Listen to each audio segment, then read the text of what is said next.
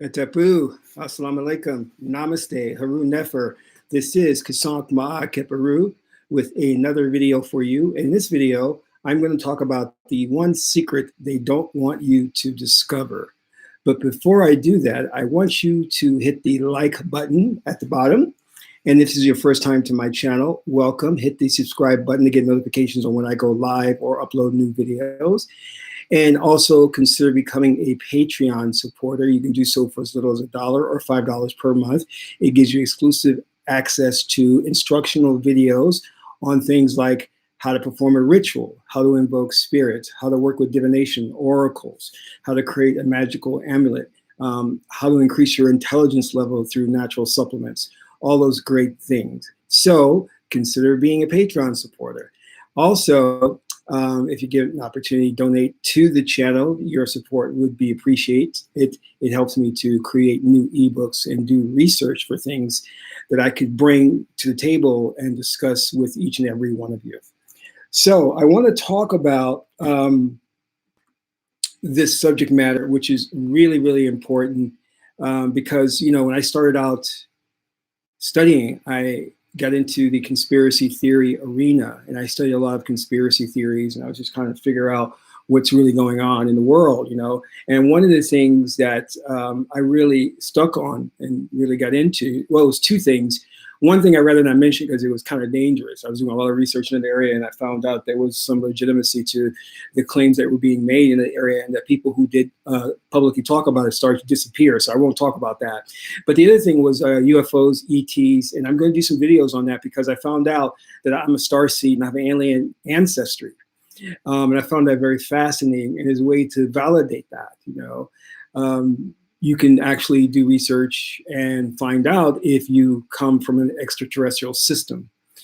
And that doesn't mean that you don't have a memory of the so-called past life experience here on Earth. I still have that memory. In fact, I remember being Benjamin Banneker and, you know, going through inventing things and studying the stars. I remember that, but I also know that you know, my heritage or my family ancestry comes from a particular star system, and we'll get into that at another time. But when I started to study the UFO phenomena, one of the things I studied was the case of Betty and Barney Hill. I was really fascinated about that because they were a mixed race couple who was one of the first UFO reported cases. As I moved along, I then started coming upon the work of Whitley Strieberg, and he was an individual who was a science fiction writer who claimed to be abducted and started to write books about his abduction experience. And he released a movie years ago, I think it was back in 1993, of his, he got the studio to produce a film about his experience. And I actually, because I was in the filmmaking industry at that time, reached out to him and tried to have a discussion with him because I had read his book, and it's called Communion. And it's actually one of the best books out there on the alien abduction experience. I was fascinated by that book, and it kind of scared me. But one thing that I want to state is that you have a lot of opportunists in this field who are claiming to be abducted, but they're full of it, but they're just trying to make money. And I believe that this is just my opinion. Whitley Strieberg is he is one of those individuals. I don't believe for a moment he was abducted by aliens. I had that experience, and there are several telltale signs in his book that gives him away. And if you read the book and you really analyze it and research it, you'll see that a lot of things that he says don't hold water. And one of the things is that they actually showed him a puppet. It was an actual puppet, an alien puppet that some independent filmmakers had made. And Whitley actually thought it was a real alien. So that told me that he can't tell the difference between a real alien and a puppet, you know. So, and given the fact that now the chickens have come home to roost, the UFO community is very angry at him because now one thing that Whitley's doing is he's making up a lot of stuff because, you know, he's trying to reinvent himself, trying to make more money. So he is creating these really, really like extraordinarily crazy stories that get into dimensional travel, time travel, and people are saying, well, how can one individual like yourself have all of these diverse experiences? And you only do that when you're trying to sell books and making things up. And now he's included things about how UFOs are connected to the afterlife experience, and that they're bringing people's loved ones who have passed on to life. And that has really sparked a debate in the UFO community. People are not happy about that. But I'm not here to talk about that. What I'm here to talk about is something that's very, very interesting. And as I said before, as I was doing my research, I came across this. And I think that this is one of the biggest secrets out there that they don't want us to encroach upon, to discover, to go out and proselytize about. Because if we do, it would change the very nature of the configuration of the planet. And what do I mean by that? I mean that when there's a frequency shift in the way people think, because your emotions, the way you think, the thoughts are at specific frequencies. When you change those frequencies, you as a conscious observer are creating a manufacturing reality before you. And when that frequency changes, the nature of reality before you changes. Things on a physical level will change. You will no longer see the things that you saw before. Now, we know that the only thing that exists is the now moment. And in that now moment, the now moment creates your what you perceive as your future and your past. When you change and you have a deep change to your core, you shift to a parallel universe. And in transurfing, the book Reality Transurfing, Vadim Zeeling talks about this. He calls it the alternative space because there are endless alternative possibilities. When you change and rewire the synaptic connections that are going on in your brain, what happens is you create a new past for yourself and a new future. And those three, the present, past, and future, align. So for example, if I wanted to be somebody who was very good at neuroscience, and I put myself into a hypnotic state, hypnosis state, and told myself that I was an expert in the field of neuroscience, because I'm in that hypnotic state, and once you go into the right brain, once in trance, believes it. It's real. There's no distinguishing between what's going on in the mind and what's happening outside. So it takes it as real, and therefore you believe now that you're a neuroscientist, right? So then the very function of the space-time continuum starts to create a history for yourself as going to university, studying the subject, and then it creates a future for yourself, all in one like nanosecond. You will never remember your old past. You will never remember who you were in the past because the space-time continuum has to be congruent. So it creates for you that past reality, and then it creates for you the future. So in essence, in order to change the past, you have to first change the now moment, what's going on right now. That's the key to time travel. That's the key to astral projection. That is also the key to past life experiences, as you call it, because they're not really past life experiences. They are parallel experiences that are happening now. And all things are happening at this particular moment in time, and you can unplug from one and plug into another one to experience that. And those things that when you are getting that information or downloading that information, and you will say that I remember being Cleopatra, I remember being Alexander the Great, you're not remembering something that's in the past, you're plugging into a present experience that's going on in another space-time continuum. So you're basically your consciousness, which is who you are, is quantum leaping to that space-time continuum to download information or to experience that. And if you make a big enough quantum leap, then you will shift to that period. And you will never remember actually being in this day and age where Trump is president and where the Kardashians are all over TV and things of that nature. This is an arena that we can get into and explore in depth and write volumes and volumes of works on this. And science is now starting to look into this, which is an area where the government doesn't want us to encroach upon. But let me explain what I'm talking about, meaning the secret that they don't want you to know. They are really adamant about keeping from you the understanding of what the right hemisphere of the brain can do and what trance hypnosis can do. They are, because this is the biggest secret there is, because they have created a reality for us to experience in this fourth dimensional plane. They have created a reality for us to experience. And we are going along with the program. We're going along with the matrix, not realizing if we unplug from that and tap into the right hemisphere of the brain, what is going to happen? Now, I've already touched upon the idea of the manipulation of the very fabric of reality. But now I want to talk to you about quantum entanglement. So what is quantum entanglement? That is telling us that everything is connected on a quantum level. So in essence, quantum entanglement deals with what the Buddhist monks, the African priests and priestesses, and the medicine men knew, which was oneness, nirvana, the state of Zen. You see, the only way that you can have death, destruction, poverty, racism on the planet, if you trap people in a left hemisphere thinking, which is individuality. People don't see the connection they have with other life forms on the planet. And one of the things I'm an advocate for not killing animals for food. I will not tolerate that. I do not think that we need to kill animals for food. And if you do that, I'm not judging. But I cannot stand the murdering of a life form for food. We don't have to do that.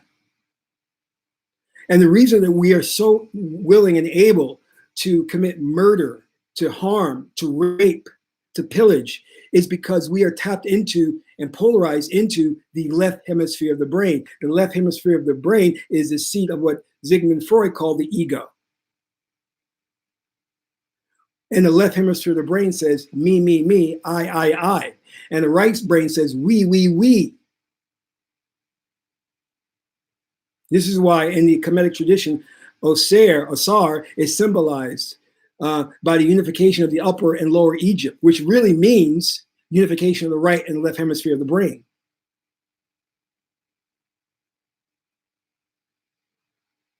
Now, our government, in league with the scientific community, in league with the historians and archaeologists and Egyptologists, are working together to remove us from an understanding of self via the right hemisphere of the brain. Because when you tap into the right hemisphere of the brain, you experience oneness on a very profound level. Not just oneness with every being on the planet, but oneness with source energy, Neter, Nebechir, God.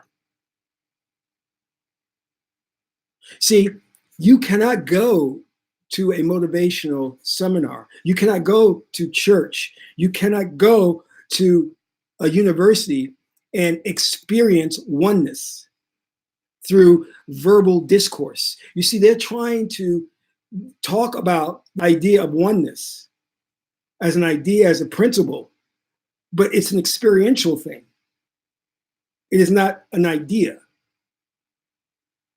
Because they're so trapped in the Greek form of learning, which is learning through oratory skills, through verbal discourse. I stand at the head of the class and I teach you by reading something from a book based on secondhand knowledge. You're not experiencing it as firsthand knowledge. One of the principles of the right brain is that it's kinesthetic. It needs to experience things by doing them, which is Ma'at's saying is to understand truth, you're going to have to experience life. City M, blessings. Thank you. Tepu. So one of the things that they have done, in fact, a number of things that they have done, is to first prevent your connection to source through the third eye, which is the intuitive faculty, is the faculty that connects you to the wisdom of God, to Huti. And the third eye is a pineal gland. So what they had to do was calcify the pineal gland to entrap it and encase it so that it couldn't function properly. Because once the pineal gland functions properly, it is your connection to everything on the planet. You feel the connection. You radiate the connection. You do not verbalize the connection. You do not teach the connection. You feel it on a quantum level, quantum entanglement. All things are connected. So they had to they had to put out there a chemical called fluoride, which would calcify the pineal gland and basically render it useless, because the pineal gland secretes DMT. DMT is like the God molecule. It is the connection to the source. Because once you use that medicine, that's what it is. DMT takes you on what they call is a psychedelic trip, but it connects you to all things on the planet that are living. And many people who have gone on these sacred retreats and have done DMT has talked about coming out and having a life-changing experience to where they felt connected to all things. And not only that, they experienced communication with interdimensional beings. This is what DMT has done for them. Now, again, you don't have to go out there and go to a spiritual retreat in South America to experience DMT. The pineal gland naturally secretes it, but they have calcified that. They have put fluoride in almost everything, including the drinking water that we take orally, so that they could kill that faculty that connects us to source. This is why, in connection with DMT, ayahuasca as a medicine can treat depression. And one of the things that it's wonderful at doing is connecting you to everything. It humanizes you. In other words, people who have gone through the ayahuasca experience with the South American priest have said that they had a profound connection to all things, and that they are innately, they want to do good. And they experience such peace and love while in that state. Do you understand what I'm saying? I am saying that the very things that connects us to source and connects us to one another, which is at its core is infinite love, sharing, harmony, the very things that can get us to do that, they have made sure that they have rendered them useless. In the Western traditions of religion, every Western religion teaches you to keep away from meditation. Why is that? Isn't that strange? That they would all be indoctrinated with that same type of ideology. Do not meditate, it is a gateway to hell, which is an absolute lie. Meditation bridges the left and right hemisphere of the brain, and it connects you to all things. And it also increases your intelligence level and makes you less emotional. What's going on there? And if you want to talk conspiracies, I don't want to go there, but you can clearly see a conspiracy when you start looking at the fact that these religions, what they're preaching to eliminate any practice of non-Western religions, to eliminate the practice of meditation or reaching nirvana, and rendering your third eye, the pineal gland, useless through chemicals that are harmful to you.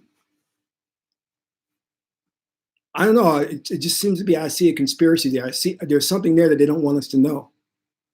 Because when you start experiencing this on a profound level and go into that state of oneness, you do not want to do harm to your fellow man and woman. You become a spiritual being naturally.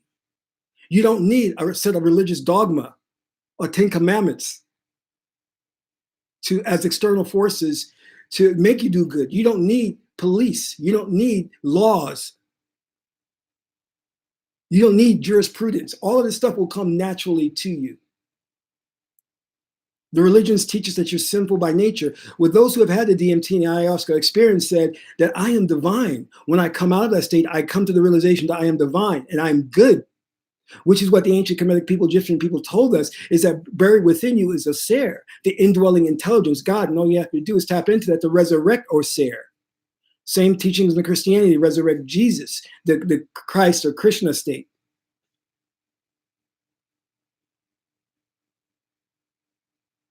Another thing they had done is they attacked us from the music industry, shifting us from the frequency of 440 hertz. Shifting us from a frequency of 432 hertz to 440 hertz. Because we know at 432 hertz, that connects us to all things. And the 440 hertz separates us from things and makes us seem like individuals, and all we care about is self, the individual. So the very music that you're listening to is at a certain frequency designed to keep you from harmonizing with other beings on the planet. Isn't that so damn ridiculous? And 432, as you said, is the healing frequency. It heals you from ailments. But again, they have moved us from 432 to 440.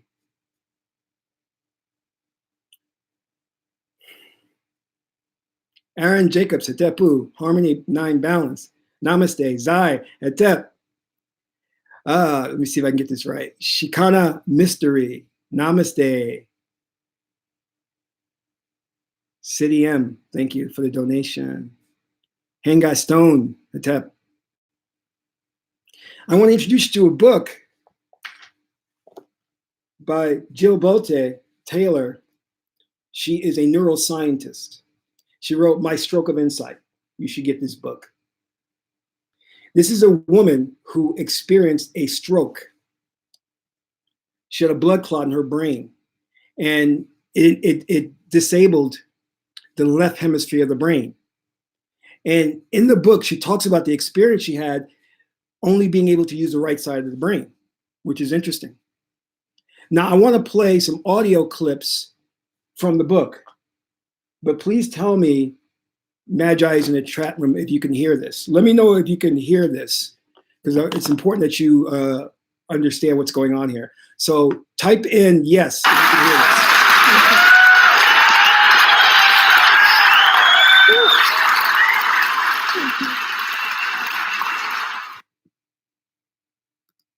Could you all hear that? Let me know.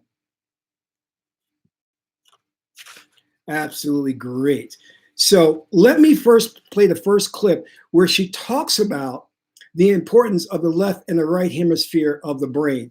And it's very interesting what she has to say on that note, all right? Its ability to process all vessel exploded in the left half of my brain. And in the course of 4 hours, I watched my brain completely deteriorate in its ability to process all information.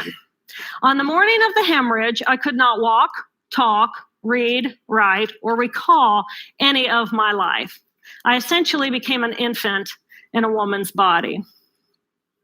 If you've ever seen a human brain, it's obvious that the two hemispheres are completely separate from one another. And I have brought for you a real human brain.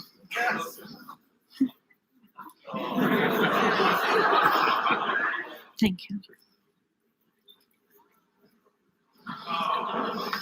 So this is a real human brain.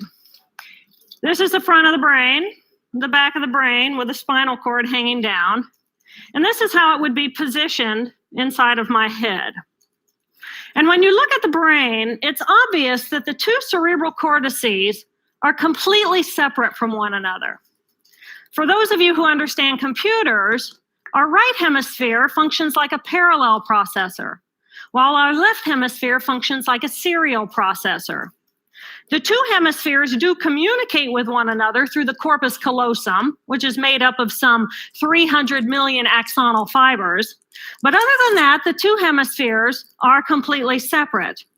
Because they process information differently, each of our hemispheres think about different things, they care about different things, and dare I say, they have very different personalities. Excuse me. Thank you. It's been a joy. Our right human hemisphere is all about this present moment. It's all about right here, right now. Our right hemisphere, it thinks in pictures, and it learns kinesthetically through the movement of our bodies.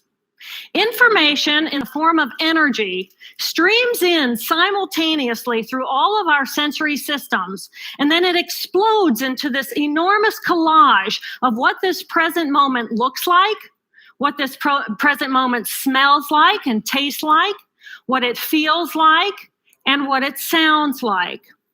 I am an energy being connected to the energy all around me through the consciousness of my right hemisphere. We are energy beings connected to one another through the consciousness of our right hemispheres as one human family.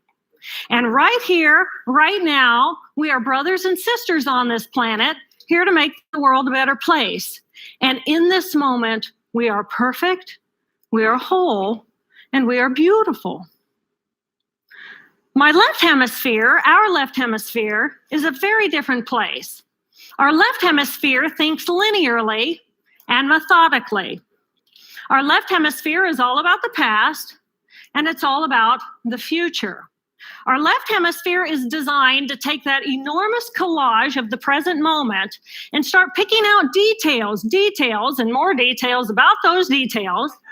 It then categorizes and organizes all that information, associates it with everything in the past we've ever learned, and projects into the future all of our possibilities. And our left hemisphere thinks in language. It's that ongoing brain chatter that connects me and my internal world to my external world. It's that little voice that says to me, hey, you got to remember to pick up bananas on your way home. So what she's doing is very interesting. She's making a distinction between the left and the right hemisphere of the brain. And this is a discovery that she has made when she had her stroke due to the blood clot. And it's very interesting that a neuroscientist would go through something like this. The one thing that we really need to keep in mind on this is that the world was put in the position that it is now because of the left hemisphere of the brain, because their ruling elite wanted us to be polarized in left hemisphere of thinking. And that you will not be able to solve the ills of the world using the same mindset that created it. And I believe it was Albert Einstein that said that. It could be wrong. Meaning that you're not going to solve the problems of racism, of war, of poverty, thinking out of the left hemisphere of the brain, because it doesn't have the capacity to solve those very intricate and detailed problems. It's only the right hemisphere of the brain that can see the bigger picture, that can solve those problems. And as I said before, there's a reason why they push us away from right brain thinking. Because they don't want us to solve the problems. They don't want us discovering this secret that the solution, the salvation to what's going on in the world has its root and origin in right brain thinking. In a very, very profound way. And it is the only way that you can actually experience God or source. You can experience God or source through reading about Moses, Jesus. Reading about them is not an experience, and it doesn't tell you anything. You need to connect with source, get back to that connection. That only tapping into that right hemisphere, which also is the gateway to interdimensional travel as well. Now, I want to play another clip, because she gets very deep and profound and really gives us a great understanding of certain things. So let's listen to this clip here. I need them in the morning. It's that calculating intelligence that reminds me when I have to do my laundry. But perhaps most important, it's that little voice that says to me, I am. And as soon as my left hemisphere says to me, I am, I become separate. I become a single, solid individual, separate from the energy flow around me and separate from you. And this is a portion of my brain that I lost on the morning of my stroke. On the morning of the stroke, I woke up to a pounding pain behind my left eye. And it was the kind of pain, caustic pain, that you get when... Now, I want you to listen. I want you to listen to the experience that she had with the right brain, because her left brain was disabled. She couldn't communicate verbally. She can only think in pictures. So listen to the experience that she had with the right brain. And when you hear the sincerity of her words and the profound experience that she went through, you will understand why the ruling elite has trapped us in left brain thinking. You will understand why the world is in the situation we are in today, while we're living in the dark ages. Listen very carefully as to what she has to say about only being able to use the left hemisphere of her brain. And I was shocked to discover that only being able to use the right hemisphere of her brain. I'm sorry. That I was still alive. when I felt my spirit surrender, I said goodbye to my life, and my mind was now suspended between two very opposite planes of reality. Stimulation coming in through my sensory systems felt like pure pain. Sorry, let me just go back to what she just said. Two different forms of reality. Do you understand that that is a literal thing that she's saying there? It's not figuratively. You're really experiencing two different realities when you shift from your left hemisphere to your right hemisphere. It changes the very nature, the fabric of reality that you are interacting with. This is not metaphoric. Light burned my brain like wildfire, and sounds were so loud and chaotic that I could not pick a voice out from the background noise, and I just wanted to escape because I could not identify the position of my body in space. Now, when she says she couldn't identify her position in space, her body in space, she had lost her individuality and became one with all things. She was experiencing the oneness of who she was, the oneness of consciousness exploring itself, which is your mission as God, man, God, woman, to explore yourself as an infinite being, not a limited individual being. That's what they don't want you to understand. Let me go back and play that again. Because I could not identify the position of my body in space, I felt enormous and expansive, like a genie just liberated from her bottle.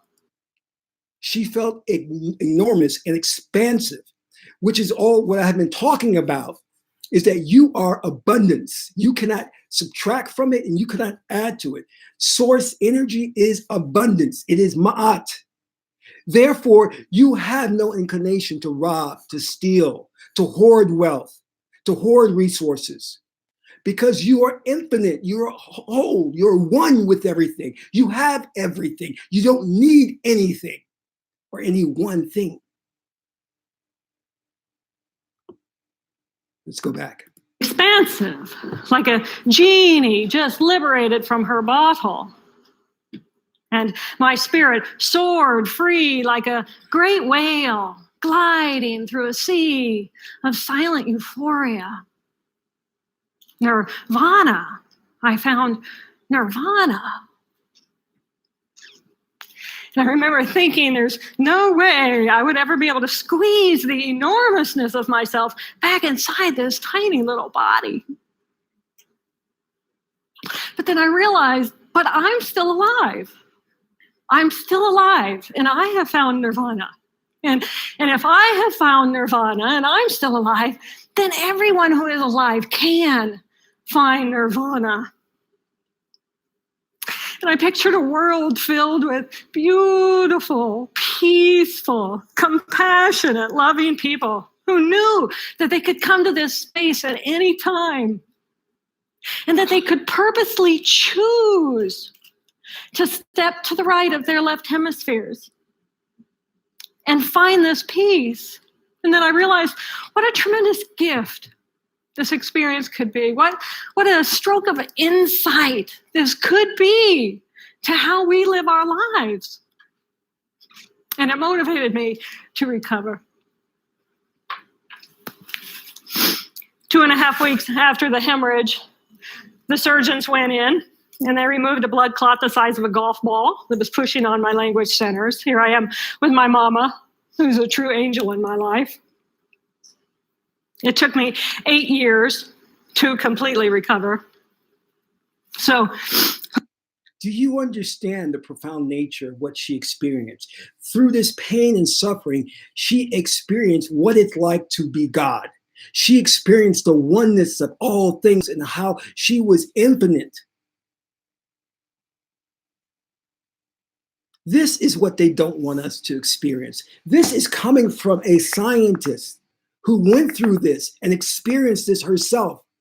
Something that our ancestors have told us for thousands and thousands of years, that there is a state of peace, of amen, that nothing can disrupt, that we are source energy. We are source. We are God.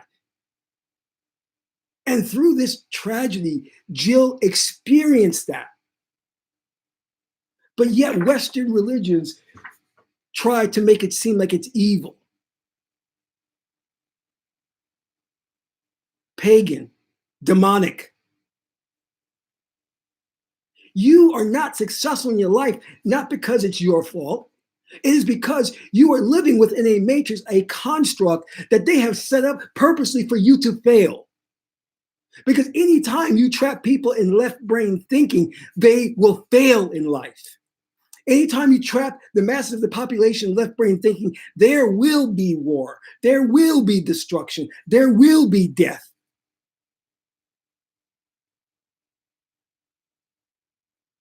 The system is designed to fail. It is designed to be purposely dysfunctional. They have gone about in a very thorough effort, from the very music we listen to, the toothpaste and water that we intake, the freedom to practice the religion that we want. They have gone about in a very concerted way to prevent us from getting in touch with the very things that can solve the problems on this planet. Do you understand that? Because if you understood that, you wouldn't be showing up to church on Sunday. If you understood that, you wouldn't be following these pastor ministers. If you understood that, you wouldn't be following some of these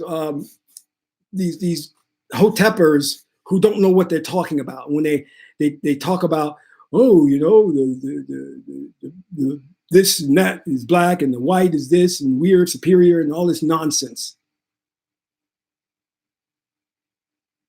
You experience being God. You experience God. You don't read about it in a book. And this is what this woman did. And it was a profound and life-changing experience that she went through, even though it had its roots in something negative, such as a blood clot. And she has left her experience for us to follow and read about and understand that we can fix the planet, but we can't fix it by going out there and trying to get recruits, trying to indoctrinate people into another religion or spirituality. We can't fix it that way. We can only fix it by getting people to experience source, getting people to experience oneness. Because when they experience it, it then becomes a life-changing experience and a change for the better. This is why the prison industrial complex is set up the way it is, to crowd people into cells and to make them even worse than when they went in. I have no more to say to you, my beloved. The work is very clear in what we have to do to save this planet. We have to practice the spirituality and the way of life of our ancestors and understand that they knew what they were talking about. They were very advanced in not only the technology that they had, but morally, they were on point. They were very righteous Ma'at people, a Ma'at civilization, and that we're living right now in a corrupt civilization that does not have our best interest at heart. Not in any way, shape, or form. Don't drink the Kool-Aid of this modern Western society. Reject what they're teaching you. And do not just read the things that I have put out there. Don't just read my ebooks. Don't just read the New Capital Ankh. Meditate, experience it. Perform your rituals, invoke spirits, experience it all. And protect that which is yours, which is your God power. Protect that. And keep the religion, the spirituality of our ancestors alive by practicing it. Taha Haru, Does sun moon breathing help balance this? Of course it does. Oh yes, that's a great way to do it. So do practicing and listening to binaural beats. All right, that's a great way to awaken the right brain and bridge the two hemispheres. But it takes a while to get to that point. So I want to thank you all for being here today to listen to this message. It's a very deep and profound message. And if you get an opportunity, again, donate to the channel and then take part in the free ebooks I have. The links are below. You can download those ebooks today. And once you sign up with those ebooks, you'll get information. You'll be on my newsletter. So you'll get notifications of when we do things like a free hypnosis session. And you can take part in that. This is Kasank Ma'akep Aru, son of Ma'at and Tahuti. My aunt is a beautiful goddess, Head Aru. Until my next broadcast, Amen Ra.